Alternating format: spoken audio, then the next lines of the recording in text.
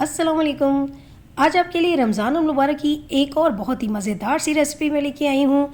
ये चाय में भी आप सर्व कर सकते हैं और अफ्तारी के टाइम पे भी सर्व कर सकते हैं। तो बहुत ही मज़े की रेसिपी है, तो थोड़ी सी डिफरेंट तरीके से बनाई है, तो आपने इस तरह से बना के ट्राई करनी है। अफ्तारी के टाइम पे हो या मेहमानों को सर्व करनी हो, तो दोनों तरह ही बहुत ही अच्छी लगेगी और हर कोई आपसे पूछेगा ये बनाया कैसे है। तो चलिए फिर हम बनाना शुरू करते हैं। तो बैंगन ले लिए थे मैंने 2 मीडियम साइज़ के। तो बैंगन को किस तरह से काटना है वो मैं आपको बताती हूँ। पहले हम दरमियान में से काटेंगे और उसके बाद इसके छोटे छोटे हम सर्कल बनाएंगे।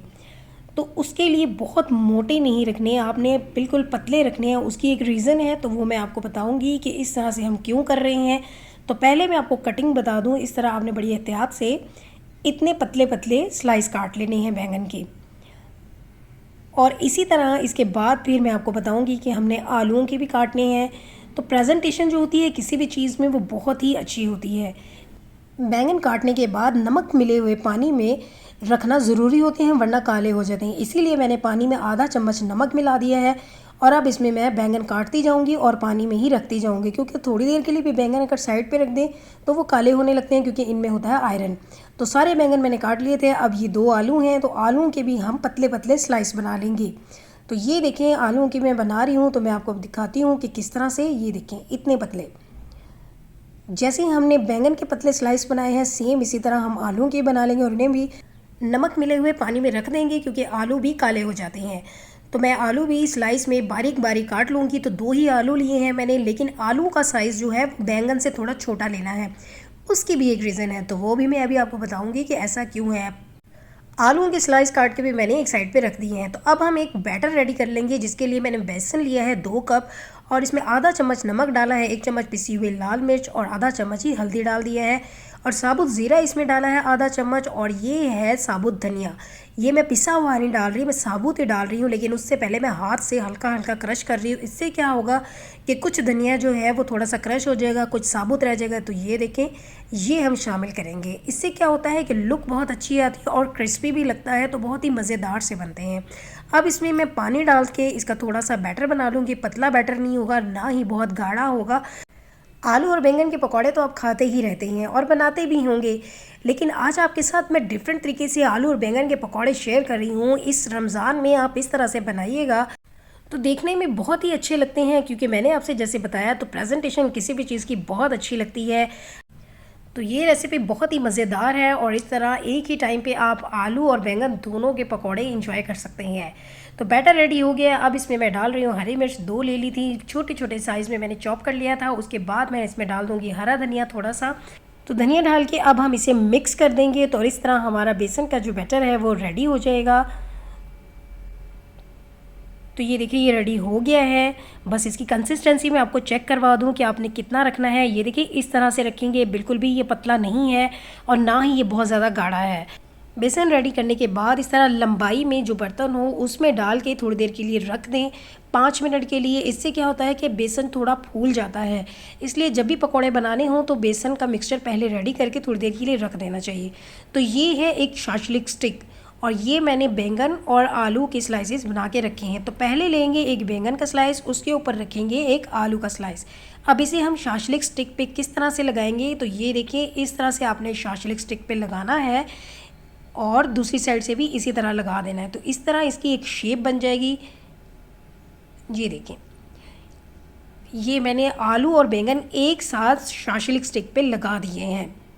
अब इसी तरह मैं एक और लूँगी और एक और स्लाइस। तो जितने इजीली शाशलिक स्टिक पे आ जाएं आप उतनी ही इजीली लगा लीजिएगा।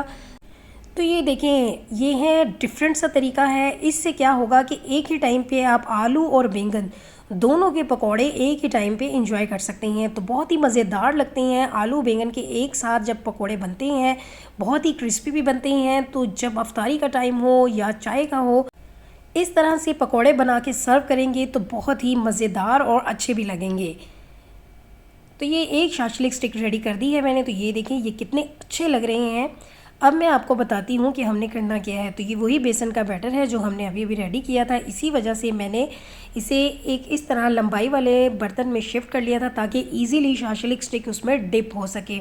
और यही वजह थी कि हमने बैंगन के और आलू के स्लाइस जो हैं वो पतले रखे थे, ताकि इजीली हम उसे मोड़ सकें। अगर मोटे मोटे रखेंगे तो वो टूटते जाएंगे, इस तरह जैसे ये थोड़े से हमने टर्न किए हैं वो टर्न नहीं होते। इसीलिए मैंने आपसे कहा है कि दोनों जो हैं वो पतले पतले ही रखने हैं। और बेसन का बैटर जो है थोड़ा सा ये नॉर्मल रखना है, पतला नहीं रखना। अगर पतला रखेंगे तो ये बैंगन के ऊपर और आलू के ऊपर बिल्कुल भी नहीं लगेगा, और हल्का सा हमें इसकी कोटिंग करनी है। इसीलिए मैंने बहुत पतला भी नहीं रखा और बहुत गाढ़ा भी नहीं रखा। और अच्छी तरह से अब ये मिक्सचर मैं लगा रही हूँ। तो अब इसके बाद फिर हम इसे फ्राई कर लेंगे। तो ऑयल मैंने रख दिया है मीडियम हीट पे। तो ऑयल गर्म हो गया है, इसमें जितनी स्टिक इजीली आ सकेंगी उतनी ही फ्राई करेंगे, बहुत ज़्यादा नहीं भर लेना। इससे क्या होता है कि चिपक जाते हैं एक साथ और अच्छे फ्राई नहीं होते। तो मैंने दो दो करके फ्राई कर रही हूँ। तो दो ही एक वक्त में आए थे। जब थोड़ी देर के लिए एक साइड पे कुक हो जाए तो फिर हम इसे पलट देंगे। और ये जो साइड होती है जहाँ आलू लगा हुआ है, इस साइड को थोड़ा ज़्यादा देर पकाना है, क्योंकि यहाँ पे आलू को भी गलाना है। तो ये देखें 4 से 5 मिनट के बाद बहुत ही क्रिस्पी और मज़ेदार से आलू और बैंगन के पकौड़े जो हैं वो रेडी हो गए हैं। तो अब हम इन्हें निकाल लेते हैं और इसी तरह मैं बाकी सारे भी फ्राई कर लूँगी। तो आपने देखा कितनी जल्दी झटपट ये बहुत ही मज़ेदार और डिफरेंट से आलू बैंगन के मज़ेदार पकौड़े जो हैं वो रेडी हो गए हैं। आपने मेरी ये रेसिपी ज़रूर ट्राई करनी है, और अगर आपको रेसिपी अच्छी लगे तो अपने फ्रेंड्स और फैमिली में शेयर कर दीजिएगा और मेरे चैनल को भी सब्सक्राइब कर दीजिएगा। तो ये देखें बहुत ही मज़ेदार और क्रिस्पी से डिफरेंट स्टाइल में आलू बैंगन के पकौड़े तो रेडी हो गए हैं। इस बार रमज़ान में आप इस तरह से बनाइएगा आलू बैंगन के पकौड़े, तो सभी आपकी तारीफ़ करेंगे और हर कोई पूछेगा कि आपने इसको लगाया किस तरह और बनाया किस तरह। तो अब मैं आपको बताती हूँ आपने इन्हें किस तरह से खाना है। इस तरह आप एक निकाल लीजिएगा शाशलिक स्टिक से और फिर केचप के साथ या चटनी के साथ एंजॉय कीजिएगा आलू बैंगन के मज़ेदार से क्रिस्पी पकौड़े। तो इसके साथ ही हम फिर मिलेंगे एक और नई मज़ेदार रेसिपी में। अल्लाह हाफिज़।